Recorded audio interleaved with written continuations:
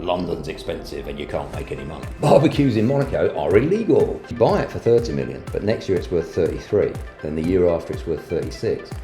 What am I getting for my 550,000 euros? Oh, hello. Yes, thank you. How are you? Thank you very much. Hello there, and welcome to this week's edition of Money Matters. Because as you know, I believe deeply that money matters. When we teach at Touchstone Education and we share property strategies, property prices, around about 50% of our students come from London and the Southeast. And quite often I get some version of this. Oh, you know, it's all right for you up in Yorkshire because property's so cheap up there. It's really expensive in London and it's really hard for us to make it work in London. Price is what you pay, value is what you get. So it's not about whether it's cheap or expensive, it's about whether it's good value or not. So I want to take you on a whistle-stop tour of some Monaco properties. So I just want to nail this thing that, you know, London's expensive and you can't make any money. A good percentage of the people here in Monaco do property. They are property investors. So let's just look at the Monaco landscape from a price perspective. I want to start by, these two here. We've got one at 400,000 and one at 550,000 euros. And, if you're a Londoner, you might think, oh, that sounds quite reasonable. So let's click on this one here at 550,000. And then let's click on the picture and see what you get.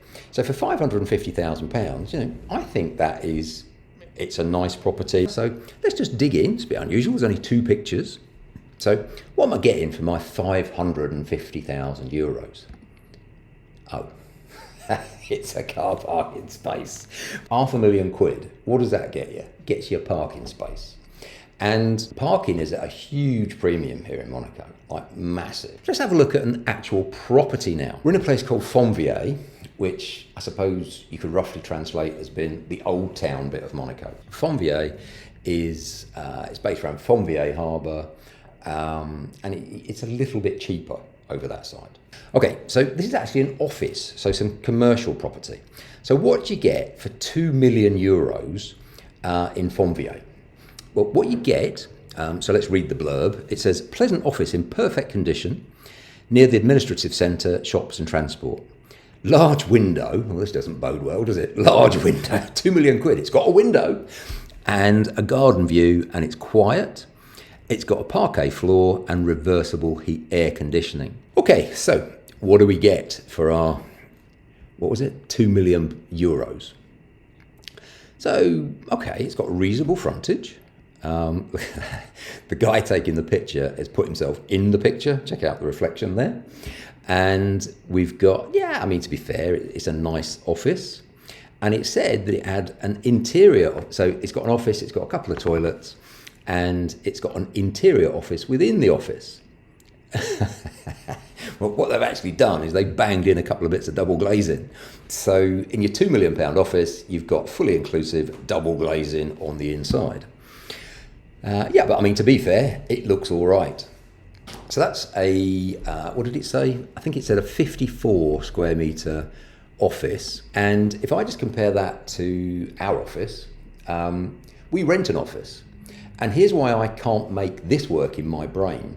Because, so we've got access to better facilities and we're paying €2,500 a month, which is 30,000 euros a year. I can't make a case to go and buy an office in Monaco for 2 million, which is why I've rented it instead for 30,000 euros. Just tell me what you think in the chat box below. So anyway, let's go to the first actual proper property that you could live in. So this is a penthouse with 5 rooms. This one is 18.9 million euros. So it's a reasonable expense. It's 210 square metres. It's got 120 square metres of terrace. It's got 4 bedrooms. It's got 3 car parking spaces, which is good. And it's a penthouse, so it's obviously on the top. So as well as everything else, it's got a roof terrace. So looking at that, I can tell instantly that looks over the main port, Port Hercule. That's a nice view. You're looking over Monaco's main harbour. And it looks like you've got maybe a jacuzzi or hot tub or something up there. Well, there we go, a jacuzzi. and looks like it's got a barbecue. Is that a barbecue? That's a bit naughty. Barbecues in Monaco are illegal. Now we're inside. So, this is a reasonably large apartment. The main room has got views. That's a lounge diner. It's got views over the harbour as well. Some sort of little snug area. Was it 5 bathrooms or 6 bathrooms? Can't remember. Feels a little bit dated to me. Certainly not recently refurbished. I'd say this is 25 years old. Okay, so, it's okay. I would say probably refurbished 25, 30 years ago. So for 18, 19 million, you're getting something that the location's good. It's relatively spacious, but you would need to go in there and spend some money if you wanted to get best value here in Monaco. Okay, so I hope that's given you a feel for what you get for that kind of money. But just before I go any further, what I'd like to do is talk a little bit about mortgages here in Monaco. Your typical maximum mortgage is 10 years, and typical maximum loan to value is around about 50, possibly as high as 60%. So if you wanted to buy something for 18, 19 million, you're going to have between 5 and 10% of costs as the purchaser. So let's say, for the sake of the figure, this is going to cost you 20 million euros. And you probably need a 10 million euro deposit. So let's have a look at the next one. This is let's say a prestigious apartment. It's 6 bedrooms and 7 bathrooms, and it's 11,000 square feet. Now, we need to understand how much of that is terraces and how much of that is inside. Okay, so again, we're now looking, we're now in the first line of buildings looking directly over Port Hercule, which is the main port here in Monaco. And where you can see those cars driving, that's actually part of the Formula One circuit, and they drive up the hill, and if you go straight on up the hill and then turn left at the top of the hill, you're going to pop out in Casino Square. So that's part of the racetrack. So yes, this would be a very desirable place. Well, this is a very desirable place to live, and it's a massive apartment. A cellar here, so it's got 5 cellars, so that's like a storage area. Also gets called a cave sometimes. And so you can store stuff there, and 4 parking spaces. So this really is a substantial property. Okay, so on the inside, it's nice. Yeah, I mean, I don't think you'd really need to refurbish this. Quite often in Monaco and France, they describe it as WYSIWYG. What you see is what you get. So quite often, a furnished apartment like this would be sold with all its furniture. So part of your decision making would be, do I like it the way it is, or do I need to allow some extra budget to upgrade everything? I'm sure many people would think those are gorgeous settees and sofas and so on. Not really my cup of tea, so they'd be getting changed if it's anything to do with me. Some of the ceiling the light fittings look okay. That's a nice enough dining area. So I don't think you'd necessarily, but you probably hope you wouldn't have to spend too much if you're spending 30, 40 million on something. So yeah, it looks all right. It's got a cinema room. That looks nice. And the bedrooms, yeah. I mean, it's a nice property in a nice part of Monaco with good facilities. So if I come a bit closer to home and talk about a tower that I know very well. Hello. La conciergerie, Eric, bonjour. Thank you very much. That was the concierge, Eric. He doesn't know we're recording. So he just come in and he'd given me this printing. Now, when we moved here to Monaco, we were very clear that we wanted to rent first. Why? And just to give you an insight into the world of renting in Monaco, when you rent in Monaco, it's typically minimum 2 years, quite often 3 to 6 months deposit, and then you pay quarterly. And if I compare it to the UK, essentially the tenants have got no rights at all, and it's very much a commercial FRI contract, which means the tenant is responsible for full repairing and insuring, even down to things like dilapidation. So when you move out after 2, 3, 4 years, you've got to pay the money to put it back in perfect tip-top condition as it was when you moved in. So it's very much a commercial contract. And, if you don't pay, you're out. So there's none of this, 6 months or 9 months to evict someone. It's like, boom, you don't pay, you're gone. So all of the rights are on the side of the landlord. Now, I'm completely fine with that because I'm not going to not pay. There's always building going on in Monaco. And if someone builds something in front of you, you can see, so that's very similar, the view you can see on the computer screen here. But if someone goes and builds in front of you, and you've just paid 30 million for an apartment, boom, you just lost 50% of your property value. So there's certain things you need to know in each and every property market. And in Monaco, if you've got a sea view, lose it and it will cost you half the value of your property. So that's the view from the balcony. I guess that's the main view looking over the Mediterranean. That's the lounge. I mean, it is almost identical to ours, but clearly we've got very different furniture in ours. Another picture of the lounge, picture of the kitchen. So again, very, very similar kitchen to ours. Dining room, which is nice. And hallway, view from the balcony. One of the bedrooms, that looks like the master bedroom to me. That is the master bathroom. The bathroom, these are just gorgeous. I absolutely love them. Marble everywhere, really, really high spec. That's another one of the bedrooms. So this is a 4-bedroom, 5-bathroom, exactly the same as ours. This one isn't currently being lived in by the look of it, because there's not a lot of furniture in it, or there's no beds in the bedrooms. So it's been prepared for sale. All built-in wardrobes. Every room's got an ensuite. Almost all of the rooms, full stop, have got access to the various balconies.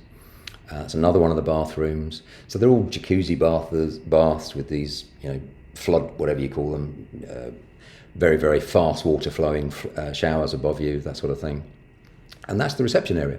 So a huge attraction of living in the Tour Odeon is you've got concierges, you've got caretakers, you've got valet car parkers. You just pull your car. I mean, we hardly drive. I probably use my car once a month. That is where you'll find myself and Anniko every morning.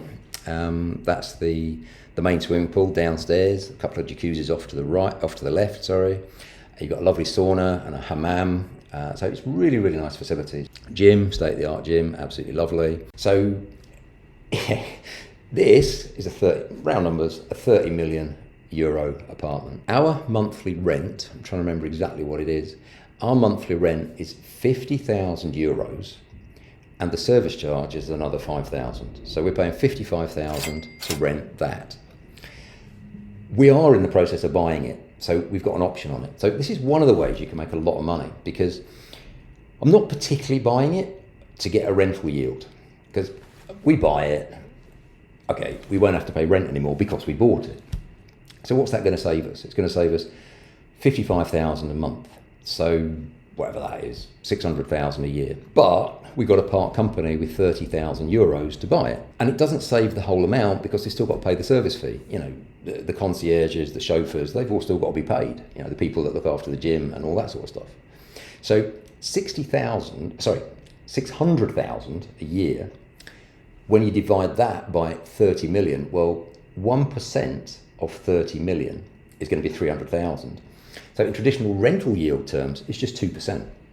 So if you're buying it just for rental yield, or if you're buying multiple of these just to rent out, probably doesn't make a lot of sense. But think about this. Capital appreciation in Monaco is typically 10% a year. So if you're buying it for 30 million, and there's no tax on property profits here. So if you buy it for 30 million, but next year it's worth 33, then the year after it's worth 36, your 30 million is actually making 3 million a year of capital growth. That is why we want to buy it. But what we've done is we've agreed with the landlord the price now, and as long as we buy it before the end of the rental contract, he's going to honour that fixed price. So in the UK, we would call that a lease option. So that lease option on a property that I don't own yet, I will, but on a property that I don't own yet, is earning me 3 million a year, tax-free. So can you put in the comments below any ways that you can think of to make more than 3 million a year? And by the way, that is costing me nothing. So in theory, in a year's time or 2 years' time, I could buy the property off the landlord and I could sell it to somebody else. So I can still make money by using techniques that don't involve money, if that makes sense. Well, at least not my money. Okay, last but by no means least, we are staying in our building, but we're going upstairs. So this one is the Penthouse, and they're not exactly sure, but they believe it sold for $335 million, which at the time was about £240 million. Now it's going to be about £300 million because the dollar is a lot stronger against the pound. So whatever it is, 250, 300 million, a lot of dosh, one way or another. And it's got its own infinity pool on the top. I mean, look at this thing with a water slide going into it. It's got its own nightclub. It's over, what does it tell us? Rumour has it that the apartment may be rented. It's a very, very private place. They're not going to, you couldn't find this stuff out. So rumour has it may be being rented to a mega rich Ukrainian. Well, blimey, I'd have been a bit surprised if it was a skint one. But anyway, who could be paying upwards of $483,000. That's like 400 grand a month. That's like £100,000 a month rent. That's insane. High-end finishes and whatever. Amenities in the tower are top notch. Spa, fitness centre, cafe. Yes, we've next door or part of the tower we've got a Cipriani, which is gorgeous. It's an Italian restaurant. And a whole lot more besides. Mind-blowing Penthouse has got a number of stunning reception rooms, ceiling to floor windows, showcasing all the vistas. And I've got to tell you, this was published in 2016. So my suspicion is that rent could easily be double that now because we're 6 years on. So I wouldn't be surprised if it wasn't knocking on $1 million a month, to be honest, because it just sounds too cheap when I'm comparing it to what I'm paying. So anyway, I just thought I'd finish off with that one, with a £250 million apartment. So what do you think, everybody? Is that expensive or is it good value? So I hope you've enjoyed this little excursion through the various properties that are available in Monaco. To remind you, we've gone from a €550,000 garage to a €2 million office where you only get £30,000 a year, then through various apartments, ending up with the tower block that I live in. I absolutely love living here.